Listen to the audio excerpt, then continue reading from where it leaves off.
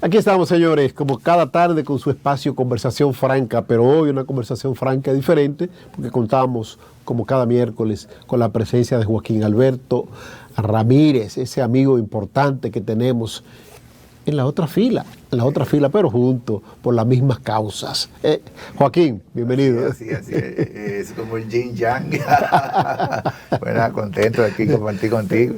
Gracias. Mira, hay algo, Joaquín, que ocurrió el fin de semana y que muchos medios, estamos a mitad de semana, hoy es miércoles, sí, el ombligo de la semana, muchos medios lo han tratado así, y con pañito tibio, como dicen.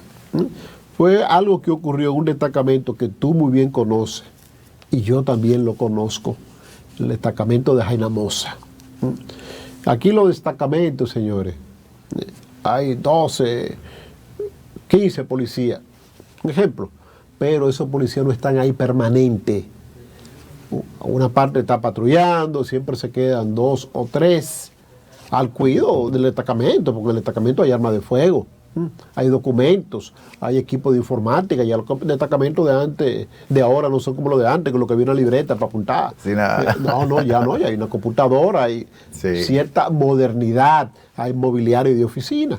Pero ¿qué sucede en el destacamento de Jaynamosa?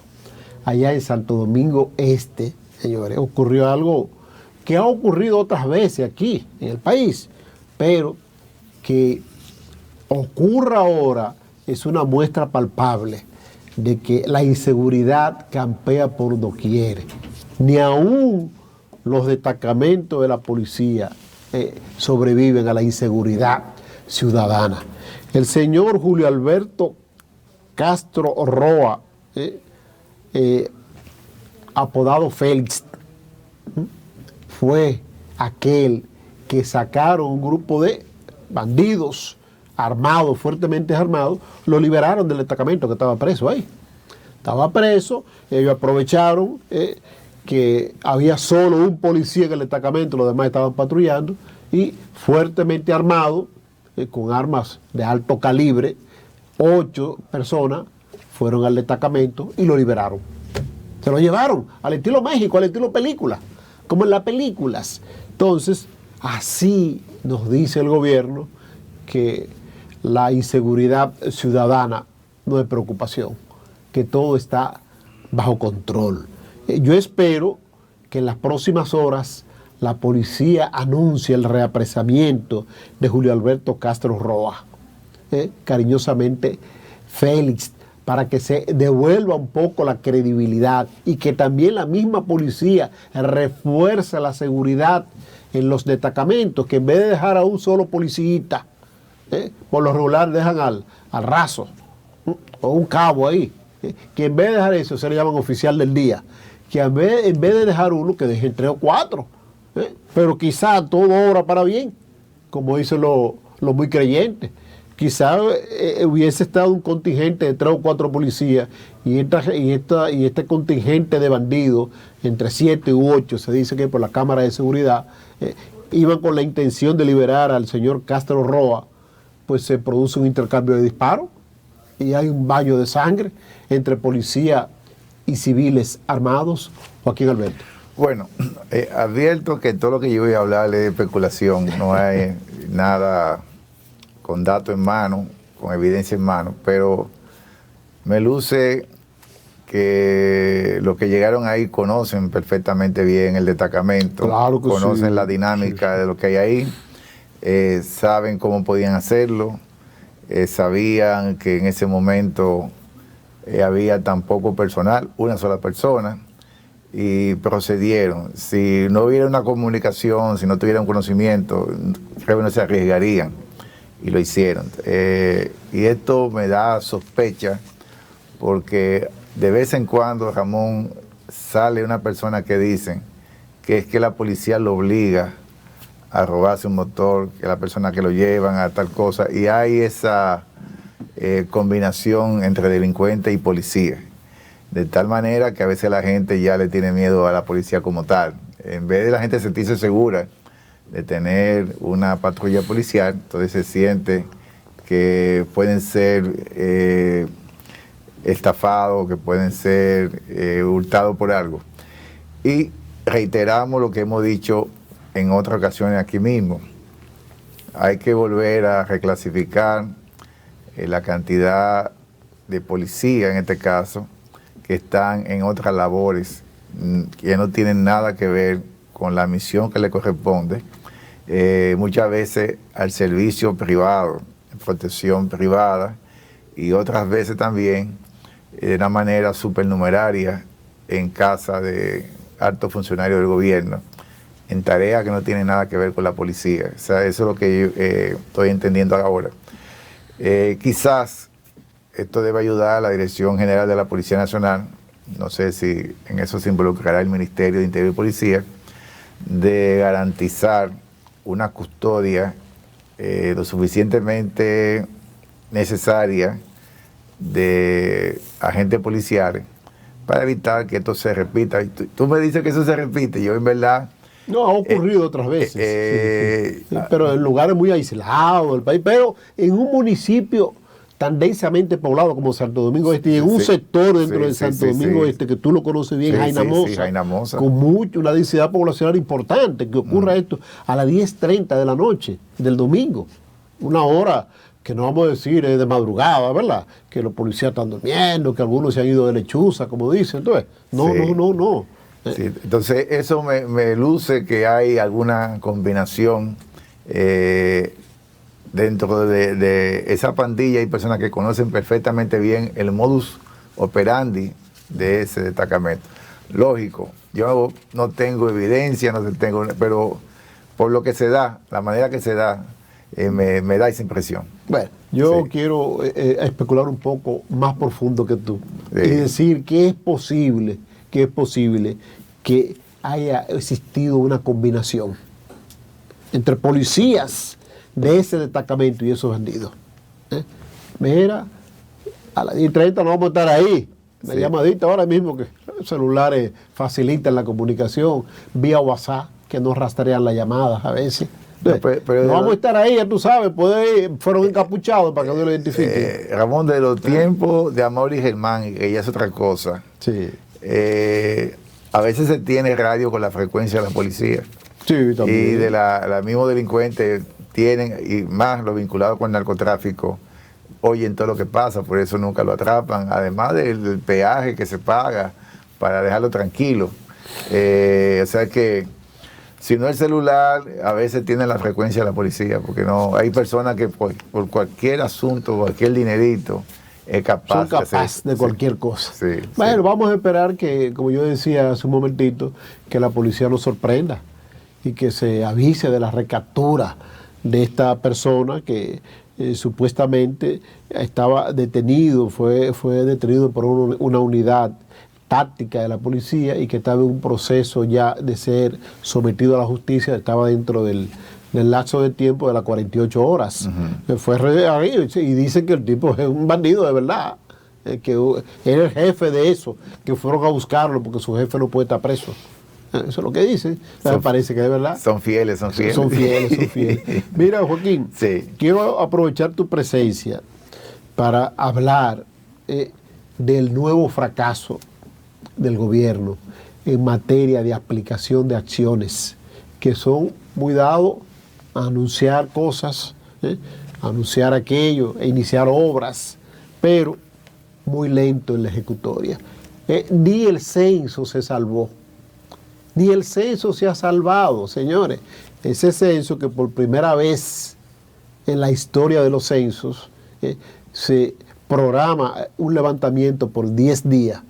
10 días fue el levantamiento. Sí, en principio, sí. Siempre los censos son un fin de semana. Viernes, sábado y domingo, y lo declaran no laborable el sábado, que en el pasado se trabajaba hasta el mediodía. Ahora el sábado es un día cualquiera de trabajo. Las tiendas, todo está abierto.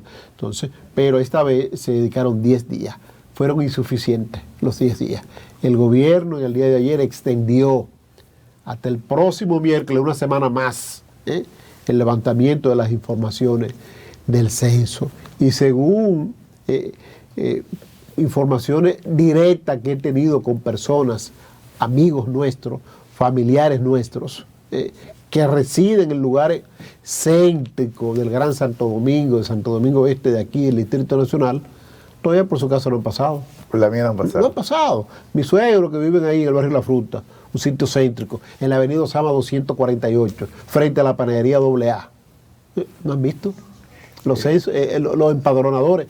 Un servidor que reside en un lugar céntrico, en todo ese lugar por ahí, yo no he visto jóvenes censando.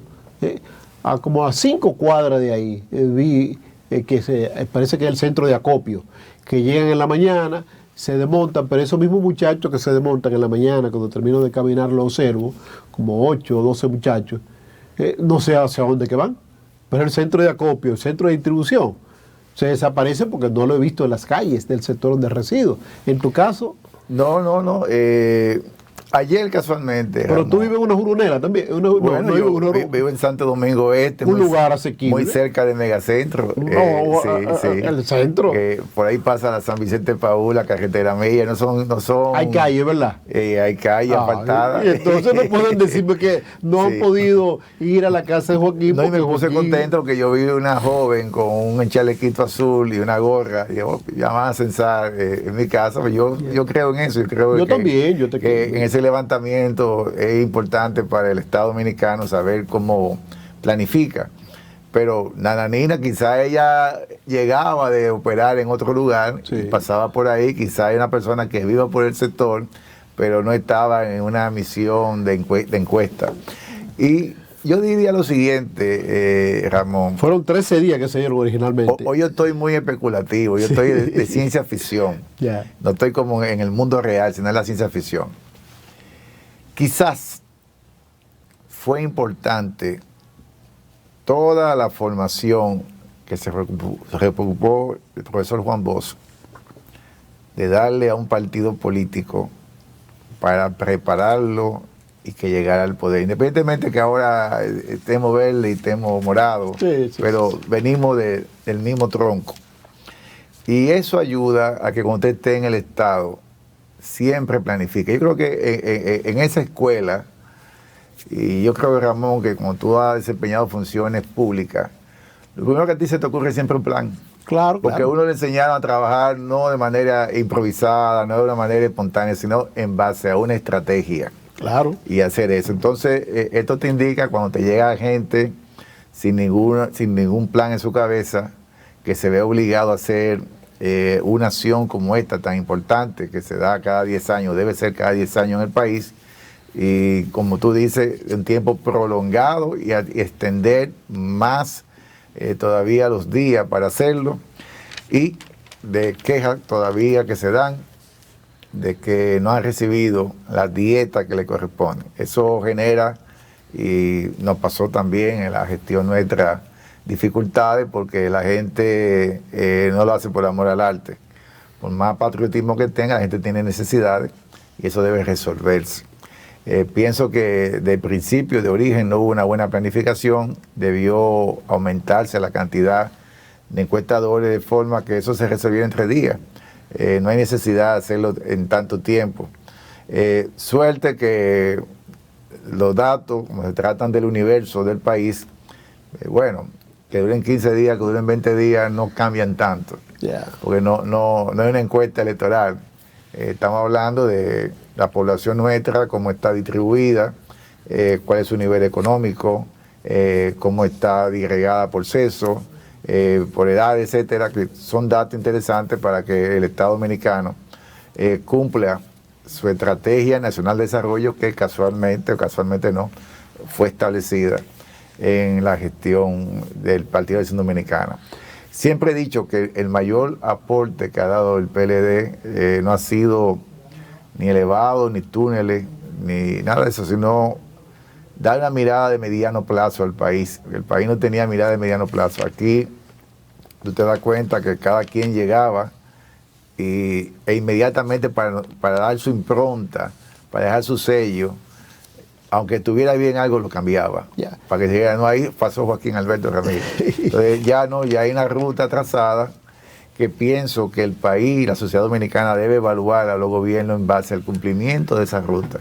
Usted está cumpliendo esa ruta, pues usted se merece quedarse ahí, pero si usted no lo está cumpliendo, bueno, ponga a otra gente que pueda seguir esa trayectoria o superarla. Bueno, mira, en primer lugar fueron 13 días que se dieron para el levantamiento de las informaciones. A esos 13 días se le suman 8, ahora serían 21 días. 21, 3 semanas. 21 días, 3 semanas. Bueno, Joaquín, sin duda alguna que la noticia de hoy es la que se difundió, se regó como pólvora en el desierto rápidamente, que es las restricciones que colocó la Dirección de Aduana de los Estados Unidos a los azúcares producidos aquí en la República Dominicana, en el Central Romana. El Central Romana, que yo recuerdo, al menos que no haya cambiado de dueño, es propiedad de un emporio azucarero estadounidense, de millonarios estadounidenses, que yo recuerdo, no sé si lo han vendido. ¿Dónde están los Franjul? ¿Ya se fueron? Quizá lo vendieron, pero que tú también recuerdas, ellos también tenían accionistas dominicanos, pero la mayoría de los accionistas eran de allá del norte, ¿verdad? Del norte, que yo recuerdo es así. Entonces, esa empresa azucarera siempre ha estado monitoreada muy de cerca por los gremios estadounidenses. ¿Por qué? Porque en Estados Unidos convergen una serie de intereses. El azúcar que va de El Salvador, el azúcar que va de esos lugares centroamericanos donde se produce azúcar, también tiene quien abogue por ello allá en Estados Unidos. Y recuerdo muy bien en la década de los 70, los 80, que el principal producto de exportación de la República Dominicana era el azúcar. Y Estados Unidos comenzó a producir azúcar, Europa también, de maíz, de remolacha, y perdió importancia el mercado azucarero de Estados Unidos para la República Dominicana. A tal punto que eso provocó prácticamente la quiebra de la mayoría de los ingenios azucareros del país, que eran estatales. Se convirtieron en un elefante blanco que no producían porque no valía de nada producir mucho azúcar si usted no iba a encontrar mercado. Era quizás hasta más conveniente tú comprar los azúcares que podíamos consumir aquí y esas tierras producidas por grandes plantaciones de caña de azúcar, destinarla a otros rubros agrícolas, ¿verdad? Eso fue lo que se pensó. En el caso del Central Romana, algunas de las tierras que ellos tenían en producción agrícola sembraron varilla y cemento. Sembraron varilla y cemento y han construido instalaciones hoteleras, pero conservan una gran cantidad de tierras. Esas tierras que van desde la Romana a Higüey, que es mucha tierra que hay, todo está sembrado de caña y le da el resultado positivo. Un ingenio que deja recursos, tanto en el abastecimiento de los azúcares para producción local, nacional, que el Central Romana es el principal abastecedor de azúcar refino, lo que llamamos nosotros los dominicanos azúcar blanca, el principal productor de ese azúcar aquí. Pero en Estados Unidos hace tiempo que estaban detrás del Central Romana. Intereses empresariales, bueno, pues ya lo capturaron ahí. Capturaron, no es que está suspendido que llegue el azúcar producida en el Central Romana de Estados Unidos, sino que tienen especie de una alerta. Si no corrige la situación que te estoy describiendo, lamentablemente vamos a prohibir el ingreso de ese producto aquí en los Estados Unidos. Eso es lo que ha dicho Aduana. No es lo que han dicho algunas personas, que colocaron un stock que no permiten el ingreso de los azúcares. Joaquín Alberto. Bueno, tú me informas que eso tiene un tiempo de seguimiento. Incubándose. Se ha dado. Tiene la coincidencia con estos temas ahora del affair entre el Departamento de Estado y la Cancillería nuestra con relación a las notas y la deportación, y la gente lo vincula un tanto con esto. De hecho, también para mí el comunicado un tanto exagerado que se da. Y en esto de la industria azucarera, ya eso motivó, si tú recuerdas, Ramón, la modificación del Código de Trujillo de Trabajo.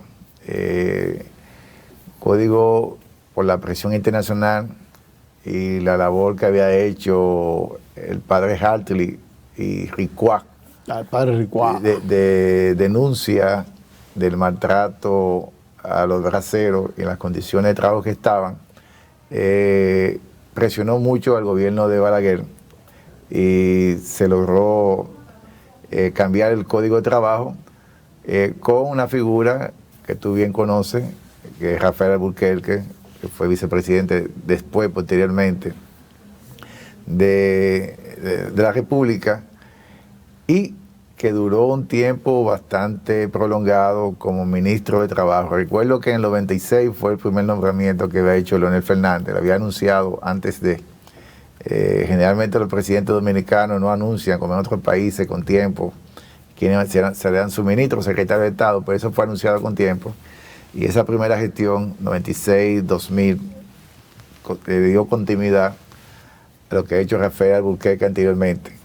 Como resultado de esto, yo he trabajado muy de cerca con el sector cañero, porque precisamente la gestión de gobierno en 96-2000 me tocó coordinar un espacio interinstitucional mixto, gubernamental y privado, llamado ProBatelles, o sea, Programa por Mejoramiento de Condiciones de Vida en los Batelles.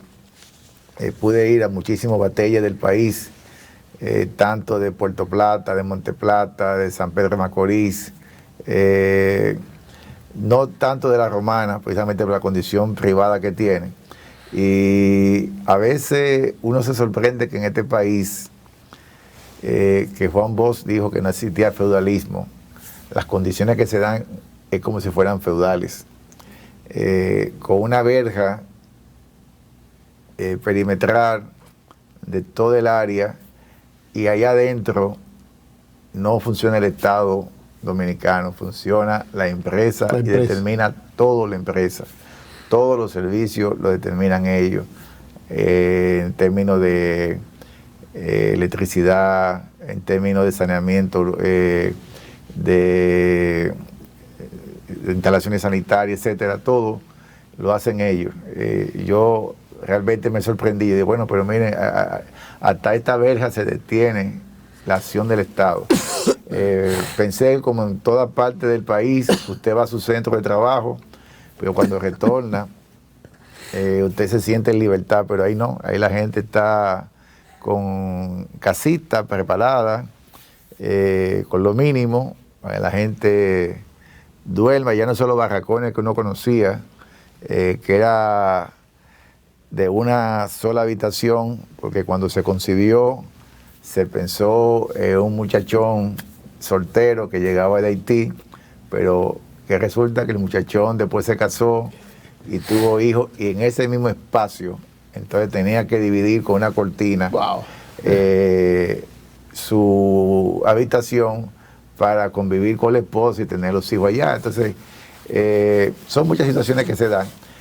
Hay un principio, quizá lo está adoptando Estados Unidos, lo he visto más en Europa, del consumo responsable.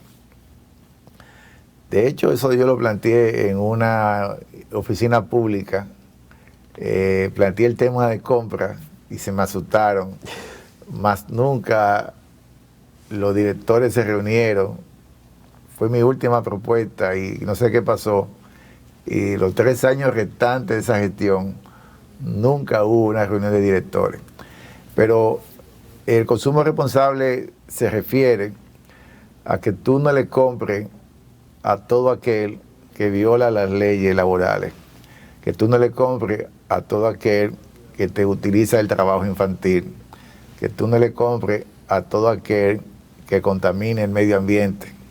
Entonces, si tú le pagas un poquito más caro de lo que debe ser, cuando se tratan de asociaciones comunitarias, por ejemplo, yo conocí un proyecto en lugar de Galván llamado El Salado, de mujeres con alevines, y ahí ellas producían, pescaban. Entonces, ese tipo de producción tú lo pones por encima del precio normal para estimular a que la comunidad, y más dirigida por mujeres, vean su beneficio y se incentiven en ese trabajo productivo. Pero mira, hay algo importante, escúchame que te interrumpa, Joaquín. Sí. Hoy en la mañana pues se celebró al mediodía el almuerzo de la Cámara, el almuerzo mensual de la Cámara Americana de Comercio. ¿Se dio? Se dio, sí. ¿Quién era el invitado?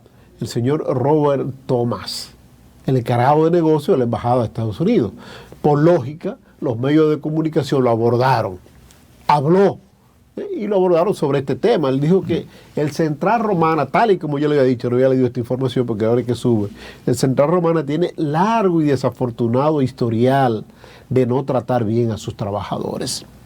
Tenían 10 años, refiere él aquí, detrás de tomar una decisión que hiciera más dulce el azúcar que se produce en el Central Romana, porque dice uno de los sacerdotes del este del país que el azúcar del Central Romana es amargo por el trato cruel que le dan a muchos de sus trabajadores, aunque muchas personas desean trabajar en el Central Romana.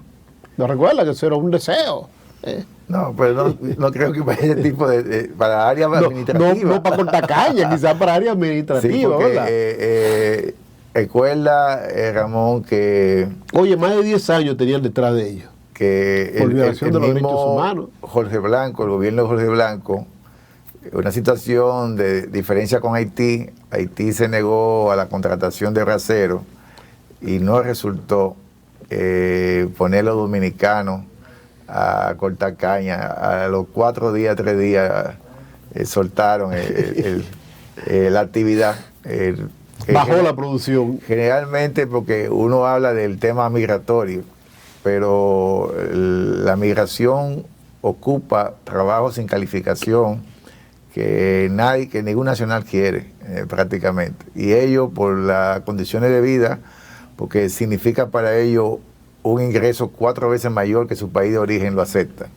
Así como dominicanos van a Estados Unidos, algunos con título universitario, a hacer labores que no tienen nada que ver, a veces lavando platos en un restaurante, a veces de taxista, tipo de trabajo que no va al nivel social que ellos adquirieron acá, pero ellos lo que están contemplando es que cuando ellos convierten sus dólares a pesos, es 4 veces más de lo que les pagan acá. Entonces, esa parte se cubre. Todavía aquí en el país no ha habido manera de dominicanizar el corte de caña, que, como tú dijiste en esa oportunidad, en la década del 70, yo que era estudiante en esa época me decían que cuál era la pregunta de examen, cuál era la espina dorsal de la economía dominicana. Y yo llenaba la industria azucarera. Y me ponían 100. El presidente Luis Abinader parece ser que da seguimiento a lo que hacen las entidades políticas de oposición, lo que publican los medios de comunicación, lo que circula en las redes sociales,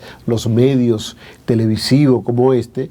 Y ayer un partido de oposición, la Fuerza del Pueblo, pues sugirió al presidente Luis Abinader que reuniera el Consejo de Seguridad Nacional ante la oleada delincuencial y de criminalidad que vive el país. Hoy, de manera sorpresiva, en la mañana, se reunió el presidente de la República con ese Consejo Nacional de la Seguridad. Y no lo hizo en la sede del Palacio Presidencial. El presidente acudió a la sede del Palacio de la Policía Nacional. Ahí se reunió con no más de 7 personas, dice, que estaban ahí, que son los que integran ese Consejo de Seguridad. Por lógica estaba el titular de la Policía Nacional, que ahora es director general, sí, el general Eduardo Alberto Ten, así como también el del Ejército Nacional, el mayor general Carlos Antonio Fernando Onofre, la procuradora adjunta Jenny Berenice Reynoso, representante de las Fuerzas Armadas, y la Dirección Nacional de Control de Drogas. Los resultados de la operatividad policial en la lucha contra la criminalidad y la delincuencia se dice que fue el objetivo principal de esa convocatoria, escuchar las informaciones que se tenían sobre estos pareceres.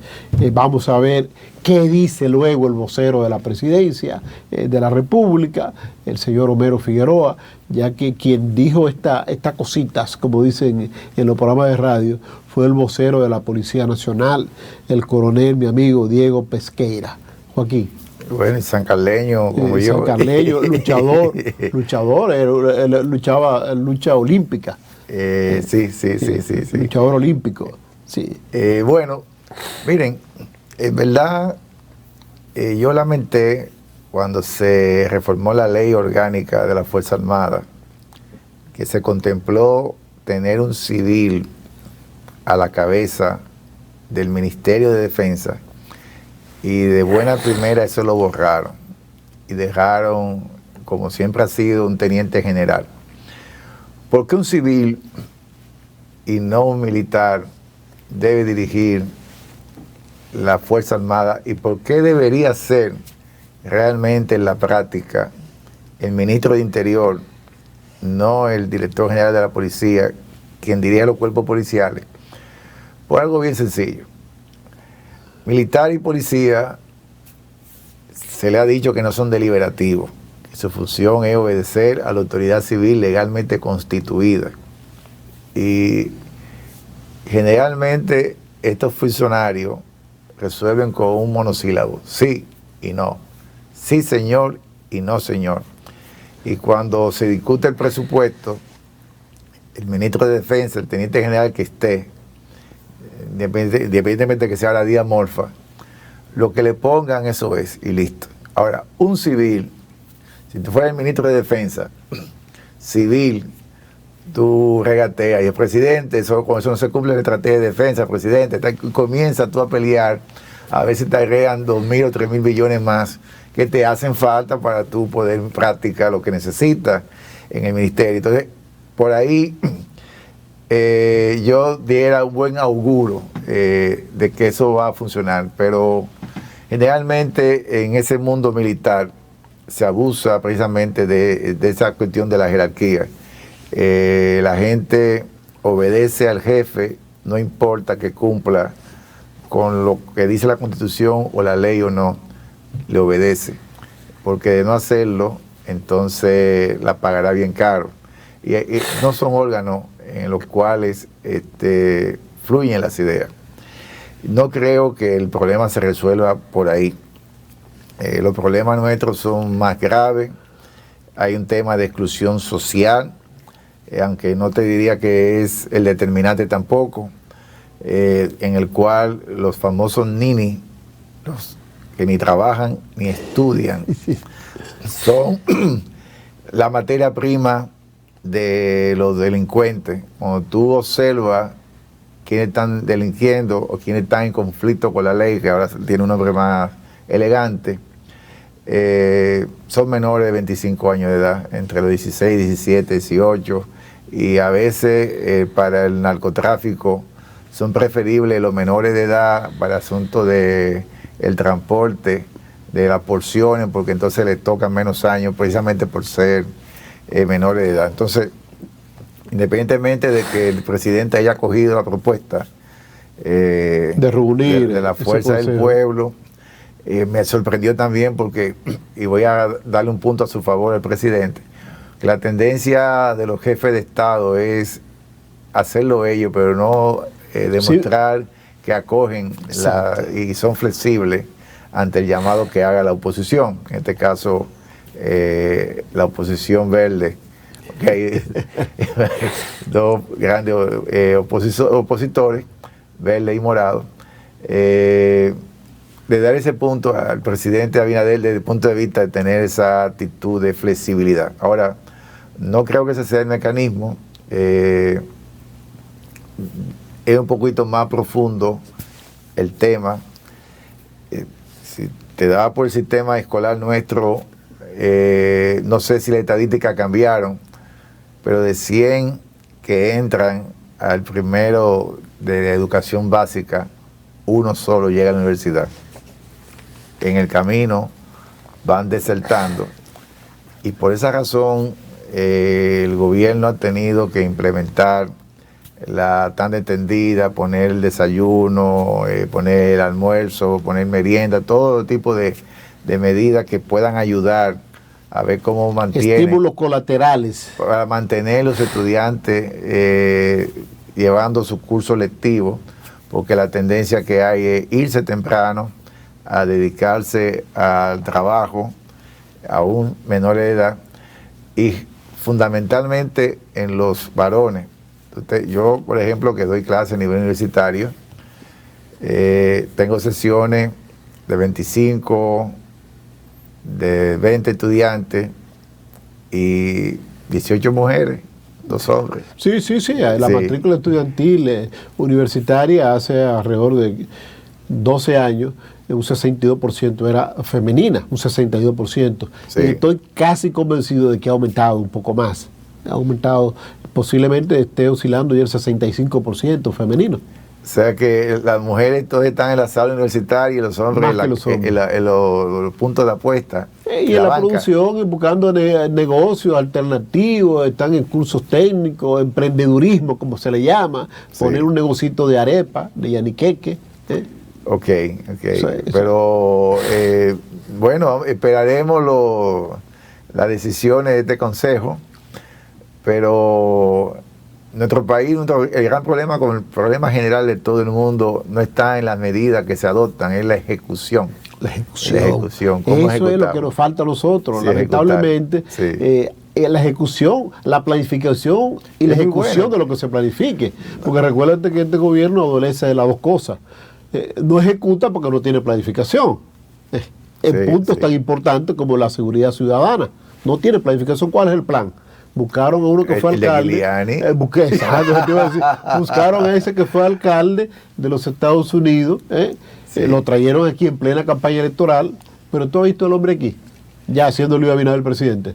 ¿Y dónde está el plan que supuestamente él le entregó a Luis Abinader? Mira, hoy se anuncia con bombos y platillos que justamente se va a aumentar el salario a los policías. Sí, pero todavía no llega a los $500 prometidos en campaña. Se va a llegar a 20.400 y pico pesos el salario de los rasos. ¿Cuántos días hace los 21.000? 21.000, vamos a redondearse los 21.000. Dividido el 54, todavía no da los 500. No, a los 500 todavía. Y ya estamos por más de la mitad del gobierno. Pero sin embargo, van a aumentar lo mismo a los guardias, van a aumentar lo mismo a los marinos, la Armada Dominicana, van a aumentar lo mismo a los integrantes de la Fuerza Aérea Dominicana, que tienen que hacerlo.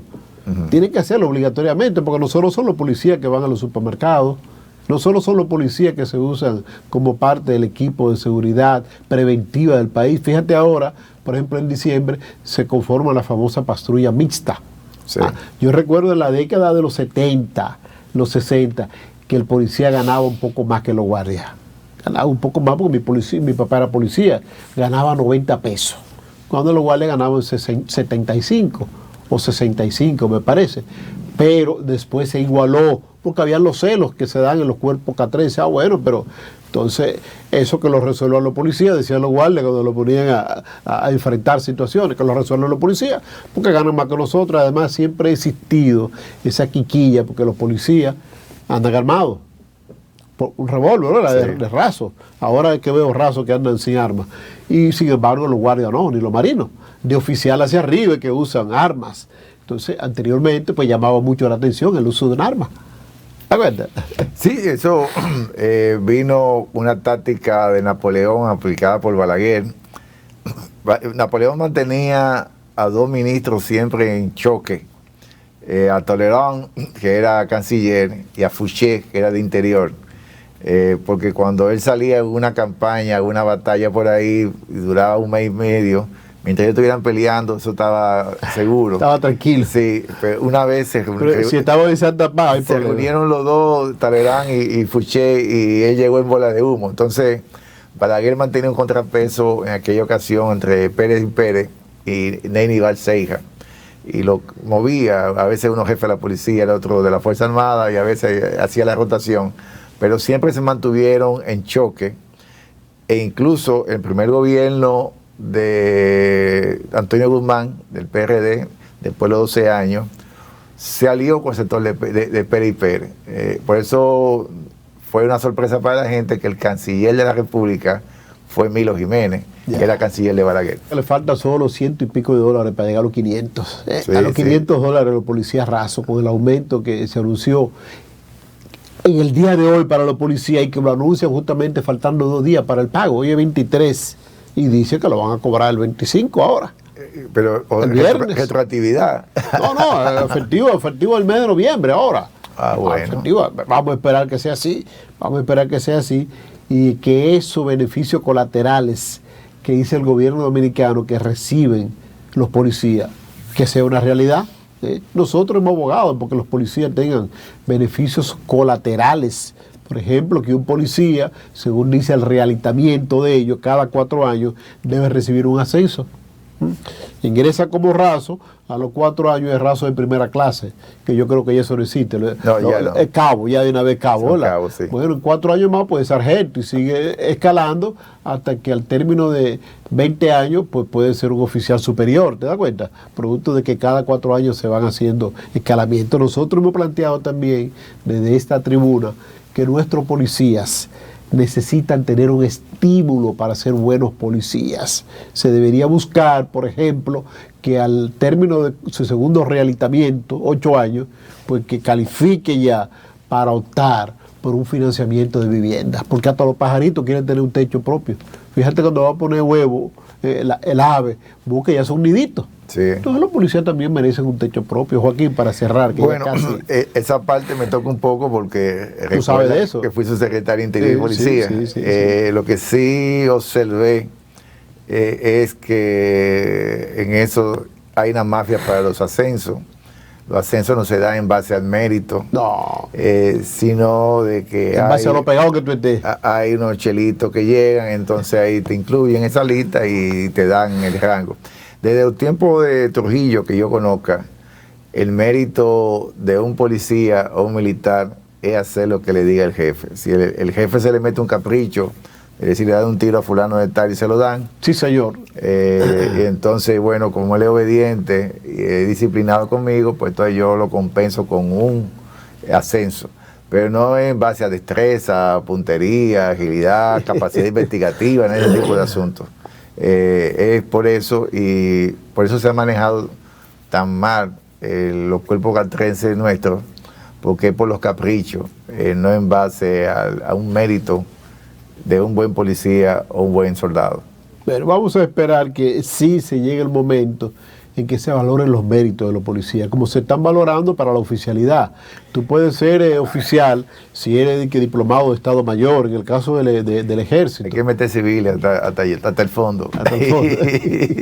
Sí. ¿Y no están de acuerdo con eso? No le gusta, no le gusta. Sí, porque lo están vigilando. Sí, exacto, porque debería ser el director de la policía, debería ser un civil, porque la policía es un cuerpo civil armado. Armado, se dice. Eso es lo que se dice. Sí. Eso es lo que se dice, pero nadie le dice, usted es un civil armado. No, pero mientras nombren al jefe de la policía por decreto y al ministro también, no habrá respeto. Ahora, cuando nombren el director de la policía por sugerencia del ministro, sí, es decir, sí, papá al ministro. Ahí sí.